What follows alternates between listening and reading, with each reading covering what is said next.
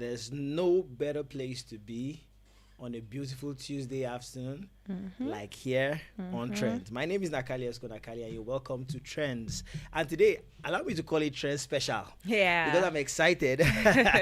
I'm not alone in the studio today, of course. Like I said, my name is Nakali. I've said that like 1,000,001 times, right? But I'll keep saying it till it sticks. But today we have some amazing, of course, I have an amazing guest, and we have some amazing lineup of conversations to have today. But in a moment of time, let me introduce to you the somewhat familiar face on the show. Ladies and gentlemen, give it up for Ife. Ife, say hello to the people. I am gentle today. You can see my outfit. So this is So I gentle learned Ife was causing a lot of trouble on the show yesterday. So I can't even. I've been Lies. over and over it. Lies. They are all lies. I mean, guys, we want to talk about this JAMB Wahala. But before we even get in there, right, I have someone in the studio with me today. I'm going to do a proper, as I should, introduction of him, because this guy has been my guy from way back. He's my OG, he's my G from way back, right? And I can say that because it's true. I mean, it's not true. It's true. So I'll just be doing a quick introduction. Ladies and gentlemen, with us today in the studio, we have the amazing, the phenomenal Favor Omebije, also known as Lord Vino. Lord Vino. Drum rolls, guys. All right, for those of you thinking who is Favor, I'm sure you've seen his stuff online, but Favor is a minister, a dynamic theater artist, a dancer, a choreographer, known for blending movement and storytelling into evocative performances. With a passion for both classical and contemporary forms, he has crafted a unique style that draws on various dance traditions, including ballet, modern dance, and physical theater. Graduating from Ahmadu Bello University and currently running his master's in theater and performing arts over the years, Favor Omebije has worked with numerous theater companies and dance ensembles, creating innovative works and with numerous theater companies and human emotions. He explores human emotions, spirituality of man, social issues, and cultural narratives. Ladies and gentlemen, need I say more? Today, we are specially joined in the studio by the phenomenal Omebije Favor. Can we celebrate him one more time, ladies and gentlemen? Thank you. This is, I didn't tell him he was going to do this, right? But you're going to bust some moves for us today. Before you leave here. So you guys should watch out. Because I knew I would expect something mischievous from you today. So I'm going to be switching to the media. We have a few of his videos that I want us to just play and touchlight. We'll be back with the conversation, of course, but I just want us to meet this phenomenal and amazing individual, Favor Omebije. So media, over to you in a moment of time. We'll be back shortly. Don't touch that dial. Share this link and invite someone. Tell someone to join someone, to join someone, to join someone, and be here. I'll see you shortly. Stay tuned.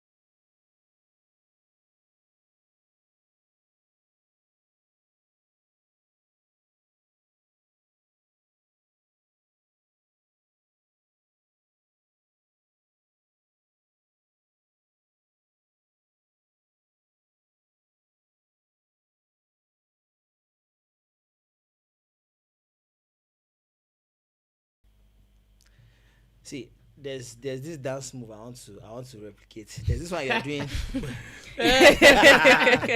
Oh, so fill me in on the journey with dancing, how it started for you, and how it's been basically. It's been a journey, really. So, first of all, I remember I wanted to start dancing when I was in primary school. And my brother called me and said, see, wait until you get into secondary school. I got into secondary school and I forgot that part. Wait, that means you started doing the choreography. You are the head of a principal. No, I didn't do that. You choose me, so I was offended at dancing because they don't select me. They say I don't used to follow sorry. But now I forgive them. You can try now. So when I got to secondary school, I didn't want to do it anymore. I was distracted. Like I didn't even care about dancing. So almost leaving secondary school, I now saw a crew that were dancing in my school. And I decided to, okay, let's try these things. But at that point, those guys were not stable. They were a gospel crew. In fact, in the north that time, usually the people that do these things, it's pure ministry. Gospel. I know the likes of YWAP, the likes of a number of them, Dance Tribes, Soul Quest, and all that. I mean, and it was a powerful tool God used at that point. So immediately I left secondary school, someone invited me to come and just watch their rehearsal. He just packed to my estate recently. So he said, come and watch. When I came, he said, join now. He's like, just join. And I joined. But now the thing is that at that point, they were transiting. So we had another ministry that had come up that had recruited them from that one. So they were not always there.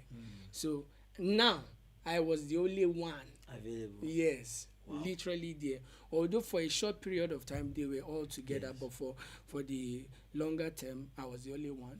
But now I was helping to serve those other people because they were still the same individuals. I was playing their music, and that. And I don't know if this was online, but I think it's a safe space to just tell people so that you know the impact of what dance has done to me. Is that by that time I was a drug addict. My God. Yeah. My God. Yes. Wow. So dance was. Like, it's tempting me to just turn this to another. I get please go. Yeah. On, I mean. So dance was that. Dance was a doorway. Yeah, to that salvation. transitioning tool that God used. Wow. Yeah. So I remember before that time I'd already told God that I wanted to stop this thing, not because I was convicted per se. I just thought about the health benefits. That was the idea that was ringing in my head, the health benefits. So I would try to stop, and for 4 months, I would be looking at my roof. I couldn't sleep. Wow. Yes, I couldn't sleep for 4 months. They say, read your Bible, you fall asleep. I'll read the Bible, nothing will happen. Until one day, I looked up to the ceiling and I said, God, help me.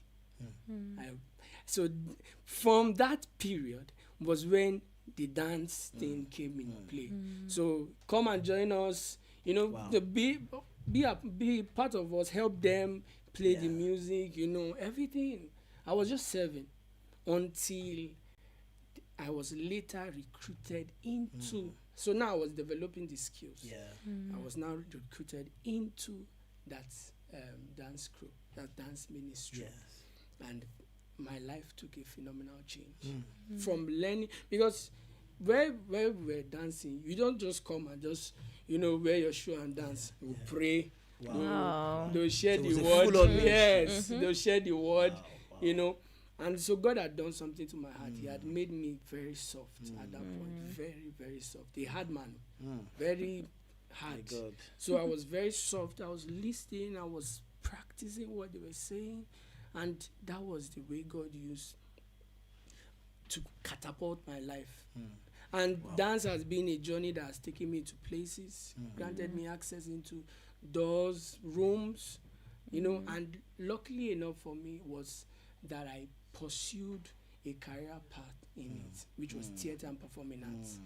So it amplified everything. At this point, Favor, I'm tempted to say I want to register Ife for free at your dance class because I think she needs saving. Ife cannot dance to save her life. Lies. Don't believe him. I can dance very well in my head. It's just the transitioning Exactly. to So she real wants life. to learn transition, how to move us in the head to the body. Then, so I was gonna ask, right? You stand out as an individual. And for many reasons, right, God has blessed you with height and all that. But one of the major things that features that makes you stand out is that you're unmistakable with the beard. Yeah. Tell me a little about the story. Okay. How this came about. Let me give you a backstory. So when I was in secondary school, I started developing beards early. Did you do the whole... No, you could not. That was the annoying part. Yes. You could not pass through that gate with the beards. They would tell you to go and shave it, go and barb it, you know. It was something else. Although we complied to a level. But when I left secondary school, so I did school of ministry. And, you know, in the personal transformational session, that's the course in the school, they asked us, what are your advantages? What has God blessed you with? For some, it might be hair. For some, you might be fine. You might be handsome, you know. For some, yes. For some, okay, you have a bar head. Okay, you can't do anything about it. What can you do? Accept it, appreciate it. That's God making you uniquely. So, I mean, that was part of what I wrote down. Wow. You are supposed to write all that you know you have as an advantage. Yes, and till date, people meet me, sir, please, how can I want to grow this beard? I think you should start marketing beard growth. If I see someone that is trustworthy. I mean, that was more on the lighter note, right? But, so we're going to get into the main conversation of today, right? But I just needed to get our audience acquainted with the phenomenal individual that you are. I want to thank you for all that you do. Thank you, sir. We celebrate you. But today, this matter that I want to talk about, you know, is something that personally hits home for me because I'm going to share my own JAMB experience in a moment of time, and I will let you know why this hit home for me. You know, this whole brouhaha with the JAMB result, allegedly over 76% about 76% of the 2024 JAMB participants, people that wrote the 2024 JAMB exams, scored below 200%. Now that means invariably out of every 10 Nigerian students that wrote the 2024 JAMB UTME examinations, 9 of them failed. Out of every 10, 9 failed. That's what statistics mean. Exactly. Now that's mind-boggling. So there are so many talking points today, and that's what I want us to highlight today. First of all, what does this mean about our educational system? Number 2, what could have really gone wrong? Could this have been a glitch? Right? Because there have been a lot of theories about what could have happened. Some people claim that it's a glitch. Some people claim that JAMB had an issue. Some people claim that that's the reality of this generation. They are not serious. They are on TikTok. A whole lot of talking points, right? So I want to first of all ask this: when this whole thing came out, what was your first notion about it? Yeah. So accountability. That's what came to my mind, because we can easily point fingers to different sectors. We, like, for example, there is Gen Z or Gen Alpha, so they are always on their phones. That's an aspect. Yes. So you can say, okay, these students don't read. These students are not book inclined. You can say that. Yes. Then now, it is not possible for you to fail let's say 97%. Are you telling me that 97% of our generation in Gen Z are that? No. Terrible. And if they are on their phone, does not mean that they are not book smart. Yeah. Exactly. So you see that we're pointing fingers. Secondly, what is the system JAMB use for accreditation? What do they use?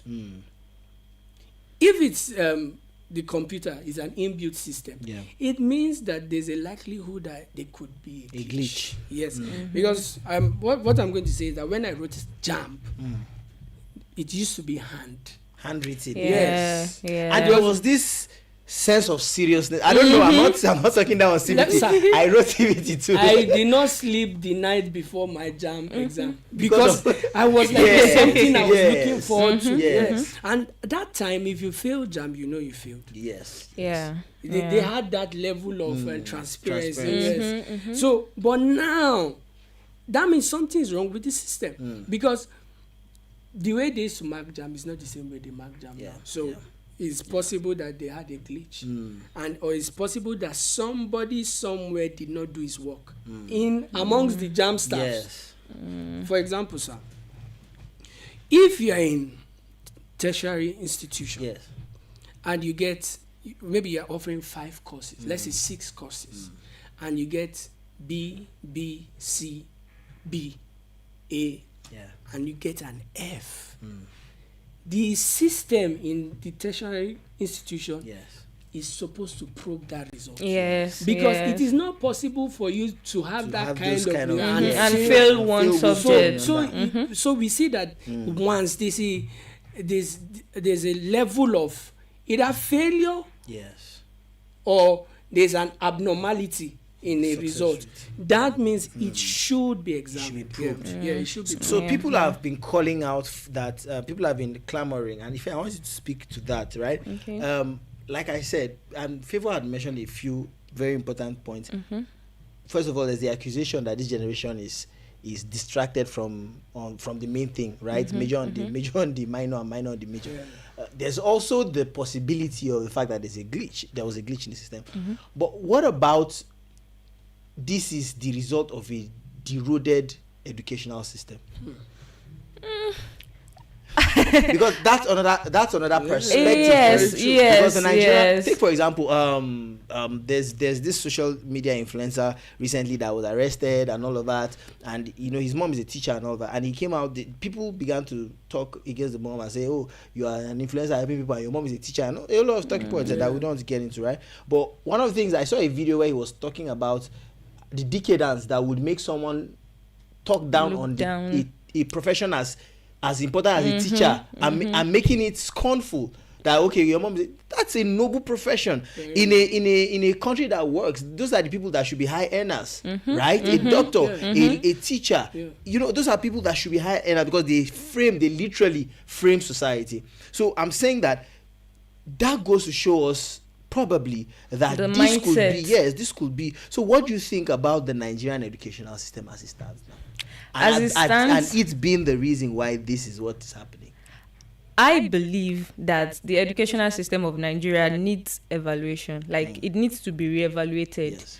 Of course, the generations coming up now, we are in the age of tech. We have ChatGPT. You can just ask AI questions, and then you don't necessarily have to go through the school system to make it. And even they are seeing those that have gone ahead of them that went through the school system. They are seeing the kind of life they are living. For example, what you said, they are seeing the result that they have. They are seeing that people don't respect them in society. So why am I going to give my all to this system that is as if it's going to fail at the end of the day, when I can focus my attention on something else that will surely give me a result? So I think that if there's a way we can reevaluate the educational system of Nigeria, number one, to make it interesting, incorporate things that is happening now. Don't just make it restrictive. For example, the course I studied in school, they just all we treated was formula. All they taught us was formula. It does not apply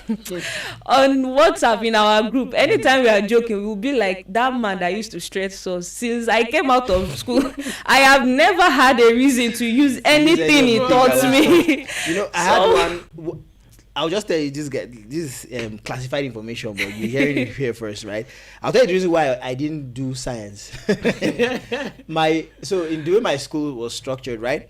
After GSS3, first time in SS1, everybody does everything. That's when everybody's supposed to now get into specialization. You now know what you want to do. So second term, right, I joined science class because I feel like that's my path. I used to come third, second in my class. Then when we're all mixed, everybody was together. So when they were now classifying everybody, I now attended the class. They call it further mass. so the teacher, his name, we call him Master. That's his name. His name is scary. That's his name. Funny enough, his real name or his nickname? I don't know. Okay, but that's what he's called. But I think it's his real name because that's what everybody called him, right? I now found out that we're related, but that's totally funny. I was not so proud of myself, right, when I found out, because what happened was he came to teach, Now, you know when someone is a genius, so certain people are so intelligent, but they don't know how to teach. Yes. So he was too knowledgeable. He knows how he was you persist. So the man will just come, write the question on the board, and before you know, he starts solving. When he drop, everybody's now like, "You are finished." You now say, "Yes." He had a very funny voice. Just believe. I kid you not. Just believe. Believe what? Sir, believe. Teach me this thing. You say, just believe. And I'm not even kidding you. I kid you. If anybody was my classmate there, they would attest to this. I did it in the first class. The second class, he was teaching polynomials. See, I remember the details. Polynomials. He was teaching it. The second class, I said, you know what? My time here is done. And I left and I went to the class that I understood what was happening. We're still doing maths. I understood the maths, but all those ones that we were doing, and thank God I am where I am today. So you don't want to believe. Yes, the educational system, right, goes a long way to determine the kind of students that are churned out. I remember even then while we were in school, we had a teacher. I can never forget. I can't remember her name now. She was an Igbo lady. She was a copper. She started as a copper, but she eventually stayed back and all that. She was well to do. I think her parents, she had a car. A young lady that was a copper having a car then, that was how much she was comfortable at that time. That was a whole lot. It was a whole lot. Very fresh, but she was interested in the lives of the students. And everybody that she had to, teach and maybe had some sort of oversight over, their performance skyrocketed. It means that if we are going to have a better education system, we have to pay attention to the people teaching. I'm telling you, yes. as it looks as because now it looks like when people don't have a job now in Nigeria because of the way things are, everybody resorts to teaching. So very few people are teaching with a consciousness of that is a passion and is a calling. A lot of people are teaching as a means to survive. So what is required of me? I write. What do you call it? I write lesson notes. I go, I do whatever kind of delivery I deliver. I've delivered. I mark scripts. If I like the student, I can give him A. If I don't like the student, I give him F. The system is scattered. It's scattered. But then again, we cannot overlook the fact that there might actually be a glitch in the system. And I'm going to put out a tweet, and I want the media to put out that tweet. I will read it from here while they put it up on the screen. And I think that spoke. One of the perspectives we are talking about, if that is up, let me just read.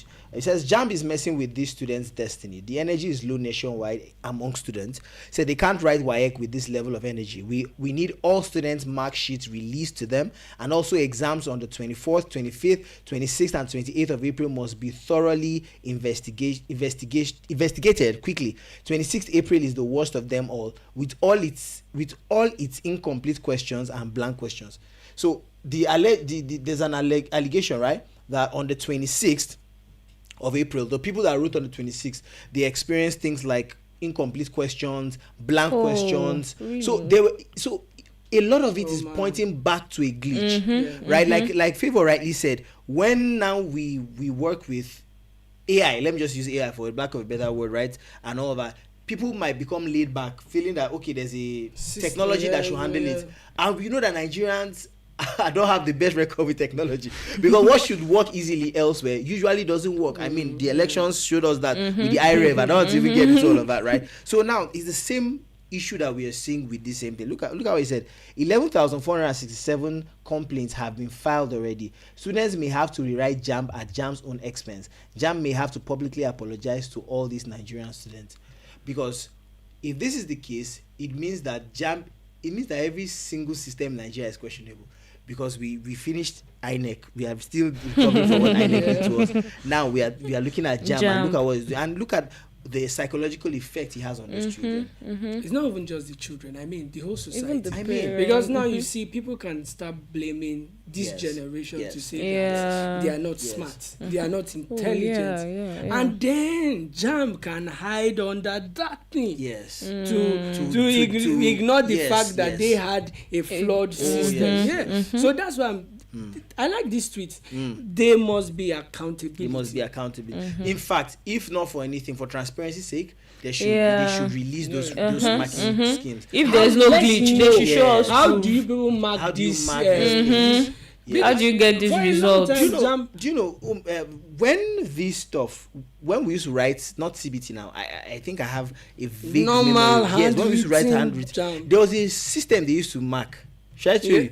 They use something like a sharp, then you color. They use it, they'll pile all the results, marking, what they call it, the result sheet. They use a sharp something and chook. So if the answer is A, all of you that answered A, there's a way they used to do it. Wow. We had staff in my school. We had some members of staff in my school that used to mark for JAMB. And we have rapport with teachers. Sometimes you go to their place and you see them doing marking. And I didn't understand what it was. Now I'm just thinking back and I'm saying that must have been a very flawed system. Because what if a paper shifted or something? You can imagine. Because somebody speaking, because I knew very intelligent people that year that would go to JAMB and they don't pass. What's happening? Is this you understand?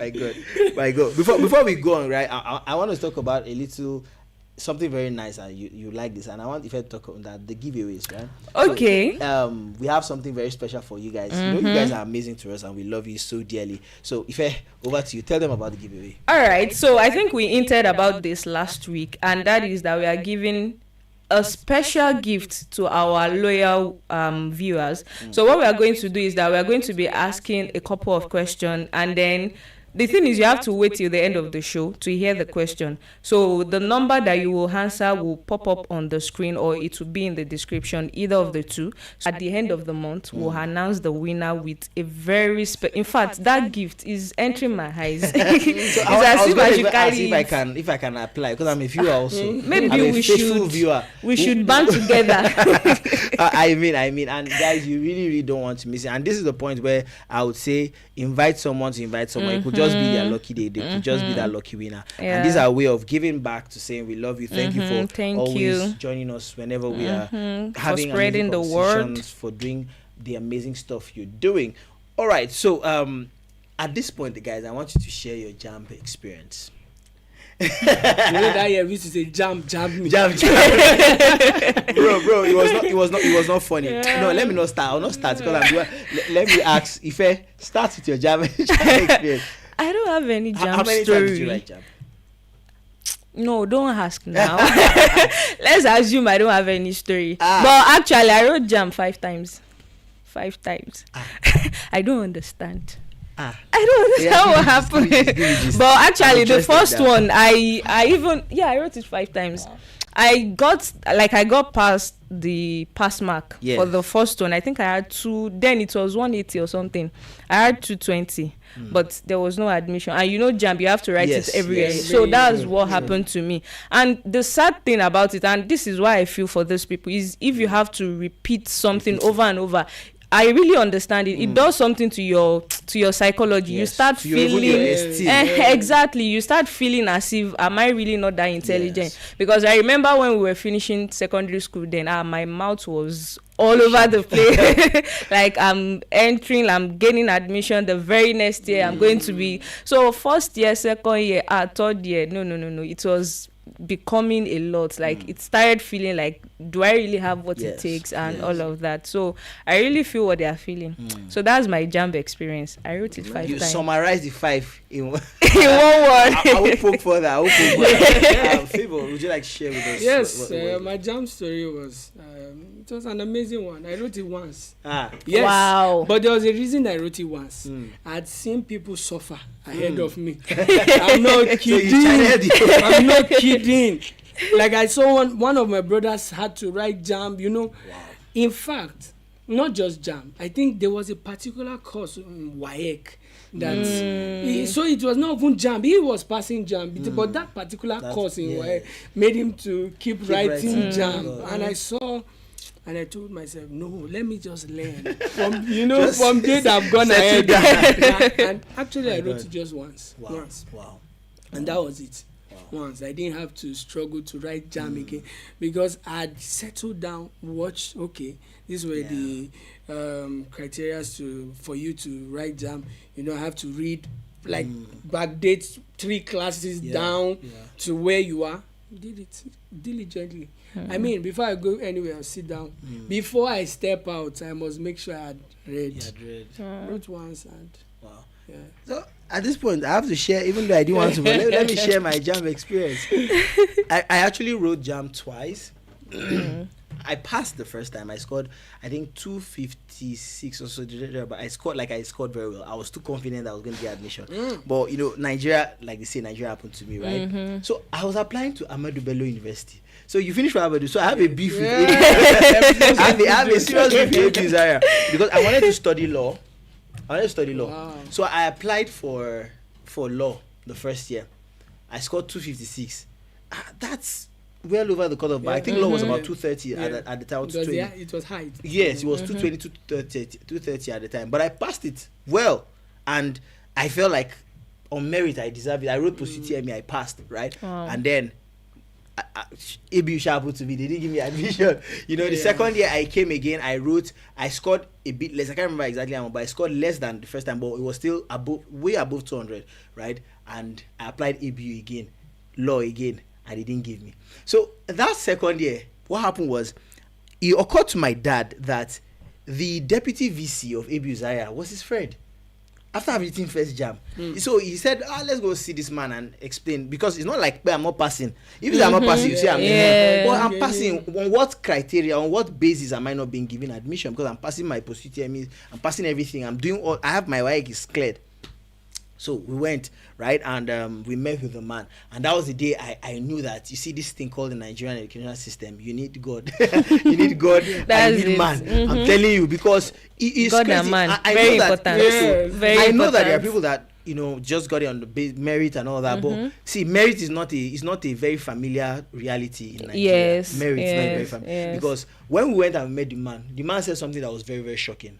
I hope this will not cast the man, but let me just share what he said. No, we don't know the year, so we don't know the year. You don't know the year. It could be 1922, right? So he said something. He said, This is how I answered though. After my dad had talk, finish. He said we should bring everything. I like this is, and he now said that actually, let him be just very honest. Before the people come to write post UTME, they already have their students. Yes. They already have their students. The thing is, even when the students not even pass JAMB, they know how to boycott it. Wow.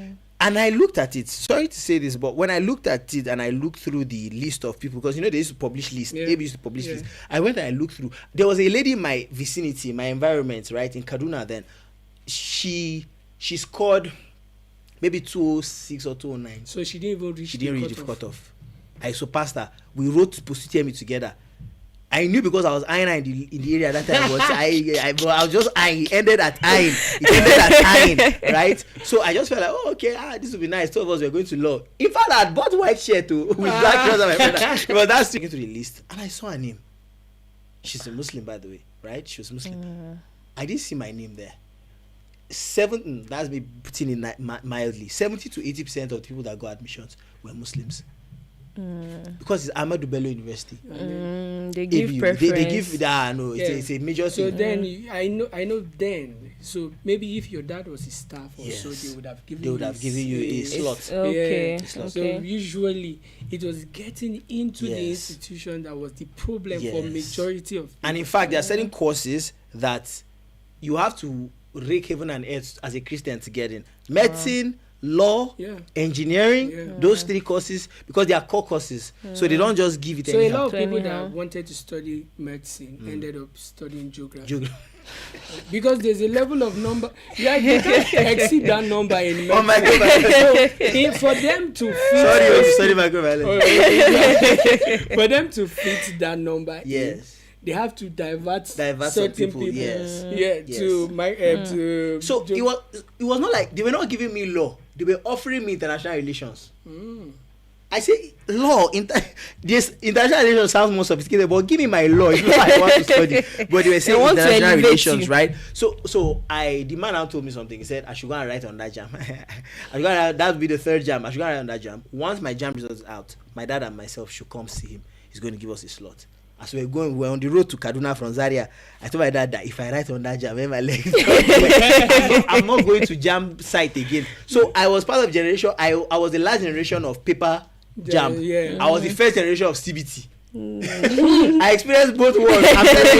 I'm telling you, and I did better with the writing. I'm not, of course, technology ought to improve, but somehow in Nigeria it looks like it's always retrogressing. But that's the story for another day. I want to read a few comments here from our viewers. Right, this is from Stark, which says, I felt the way Ife felt too. I wrote it twice and my mindset was messed up. I mean, it can disorient anybody because you begin to doubt yourself. You begin to doubt yourself like, it's not, he passed this thing, Abi. And you know, once, usually that 1 year before, you are not doing anything. You are idle. The devil's is either oh, I mean, it's terrible. Someone said, okay, still stuck. He says, I was about writing the third time before my parents sent me to private university. If not, I would have written. Let me go talk about my private university experience. Because of this same JAMB matter, I had to now go to one private university. I didn't study there. I went to write the post-UTME and all that. That was my first time in Southwest. Should I mention the name? I'll mention it. No, they were nice to me. They didn't do me dirty. But they wanted to use price because my neck. It was a private university, Joseph Ayo Babalola University. So I went there. They were just setting up their law faculty and all that. So I wrote the exam. Passed. In fact, I was one of the best people. Then they said I should resume. The exam was on Saturday. You said I should resume on Monday. Speed. Elijah. Down now. So a whole lot of logistics issues and all that. I just had to. I couldn't cope with the because I was coming from Kaduna. I don't know anything. I just came to write the whole thing and all that. So I had to go back and all. So Wisdom Rave said JAMB should be scrapped. JAMB this was shocking. JAMB should be scrapped. With over 1 million students vying for limited admission slots, around 400,000, universities need a way to screen candidates effectively and gain autonomy. No. This now begs the question. Because why do we write UTME and post-UTME? And all of them you have to pay. I mean, when that man said what he said, I felt cheated because that was my second post-UTME I was writing, and I knew what I suffered when I came to ABU to write post. You know how ABU post-UTME is. You see the mass, the people. The people are. You see people like ants. You like that was my residence. Yes, now. So I mean, that's a regular Nigerian university. It's like the whole nation coming to write post-UTME. Yes. You will not see where to stay. Everything is hectic. Someone coming from Unsuka, someone coming from people come from all over the world. All parts of the world. Because ABU is allegedly one of the best universities in Nigeria, right? And all that. So it was a lot. So I just thought about these two. So this two UTME I wrote, post-UTME, was literally useless. But I had to go through all of that rigor to come. And I like what he's saying, right? Even though maybe I might not agree with JAMB, but probably, I get what you're saying, Wisdom Reeve. Probably it should be one or the other. Exactly. Either university, exactly. And then post-UTME. Or just the JAMB. Let's know the right JAMB, and that's it. So, and I think then, JAMB used to give admissions. Where people yes. I don't know if they do it now. No, they did, but I don't know about now. But then I don't think you so. JAMB See has given you admissions. So what happened is that where I now eventually ended up schooling, right? It was JAMB that gave me. So I was managing there with the hopes that ABU will give me law. So I was still applying. I was still schooling there, but I was applying like one day ABU. And my brother, that's where I finished from. Congratulations. And I did turn out bad. I mean, right? So you know, if I want to touch on something. So, okay, let me just read a few comments. Then I have something to ask. Okay. You, right. Wisdom Reeve also said institutions should have the freedom to set their own admission standard, which post-UTME helps facilitate. You see, while I agree with that, like based on my experience and what I just shared, most of these institutions are compromised in their standards. And leaving an average Nigerian institution, whatever it is, education system, whatever institution it is, to themselves is as good as a suicide mission, because there's a lot of infiltration. There's hardly any Nigerian agency that can do what is right, unguarded, unsupervised, right? So there might be a little here and there. Star Queen also says, from nursing to agricultural extension and rural development. Why do you have to go? That's a low blow, my sister. From nursing to agricultural extension, I mean, justice for those that studied agri. You know, so my brother wanted to study What's that course again? Isha ended up doing that international relations that me I did not do. But me I rejected it. So someone had to carry the man. At the end of the day, I didn't do law. Right? Yeah. Even though I'm grateful to God, I didn't do law because, bro, I don't know, Sha. Maybe I would have coped by now. Maybe I would have been somewhere doing something else. But I just look back and I imagine how that a system can determine a person's life. Yeah. You know, a lot of Nigerians are living another version of life other than what they would have wanted, simply because the admission system in Nigeria is compromised. It's so terrible. This year I'm saying it with a lot of pain in my heart, because I grew up in the north. I'm a Christian, but I grew up in the north, right? And you would see that, you know, this guy, you guys finished together. This guy was there's something we call Kashivaya. I understand. They might not know. Yeah. So those of you that like there were people that were trademarked as this one. They don't used to who carry last. They don't used to drag it. No, last. They don't used to drag it. It's certain. But you that used to carry first, second, third, you probably stay 4-5 years at home. These guys have graduated. That thing was not a joke. It was terrible. Now this is the system that a lot of people have come to face, and a lot of people have had to to avoid looking like the idle one or looking like the one that has a problem. In fact, the overall best student in my set, I will not call his name. I won't call his name. The overall best student in my set, his name was Kelvin. Anyways, the first year he didn't get admission, and I was shocked. I think he had to go to a private university. I was shocked. I said, Kelvin is a genius. Kelvin is that person that you say, take Kelvin to any school, Kelvin would dust them. I was proud of Kelvin. I didn't want to be Kelvin. I was okay. Kelvin should just keep Kelvin himself. He was good, right? But the first year of Kelvin in school, Kelvin did not get an admission in a government university, and he applied. It's not like he wanted to just go to private. That's how terrible it is. So where do we now talk about merit, right? So we have another question to get to. So I want to quickly just summarize this. So final thoughts, right? If I was going to ask you, what will be your advice for those students? Let's say there's a student watching us now who was part of the 2024 UTME, JAMB bites, as it were, right? But somehow found out that they scored below the grade point. I'm almost about to say I'm the wrong person to ask, because personally I have a bias against the educational system of Nigeria, because it has showed me shaggy. It showed me shaggy. But let me just talk with my church mind. If you're watching this, you said that has issue with the past JAMB. Number one, you are not defined by like the educational system of Nigeria. Like there's a lot of things that makes you you. Education is part of it, your creativity, your appearance, like what you said. So there's different ways you can find expression. So don't let that, because there's a way it can like keep you in a bubble and make you think that this is all you are good for. Like this is a summation of what you are worth. And then they are telling you that even that thing is not good enough. So number one, don't tie your self-esteem to it. Number two, there's always tomorrow. There's other things that you can do. Like there's other channels of education that you can go to. Explore. And if you don't have the resources for it, you can always try next year. As long as there's life, there's failed, because you yourself in your heart, you know that you are not serious. This is another chance to just buckle up and prepare towards the next one. So thank you. That's it. Favor.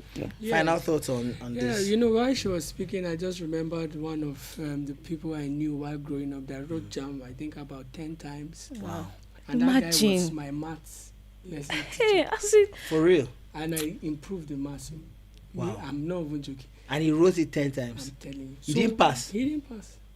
But maybe that is village people. To round it up, I mean, like she rightly said, the system should not determine what your future should be like. So if you have this time and you can invest in it by learning something. I mean, we are in a digital world now. A lot of courses, serious courses that you can do that will profit you before JAMB. Let it not be that you just want to go through the normal route of life, you know, I write JAMB, I do this, and so then what? Now that you have this time, use it. Use it to prepare more. Use it to improve yourself, to even discover where you really want to be in life. So, like, there's still hope for those that wrote, and you know you passed. You know, but JAMB is saying otherwise. And for those that you know you didn't do well and you are hiding under the guise of everybody, I mean, you know, there are some students who say, "Mommy, you see everybody it's not me." Gear up. It's time to sit up and really know what you're doing, so that the life that you're prepared for will actually reveal that of victory and glory. Thank you so much. Thank you. I'll just say this as a matter of final thoughts on this conversation. What I want to say is this: school is not a scam, right? School is not a scam. Do what you need to do. Do what you have to do. If you probably failed this time, it's not the end of the world, right? Like everyone rightly said, you can come up. It might be a chance for you to rethink and reconsider what you even want to do with your life, right? And probably is God giving you another chance to get at it. And not everybody that passed JAMB first means that get admission. In fact, that's just stage 1. Exactly. Stage 2 is now getting admission. I'm telling you, that's another reality on its own. So you know, just take your time. Don't be too hard on yourself.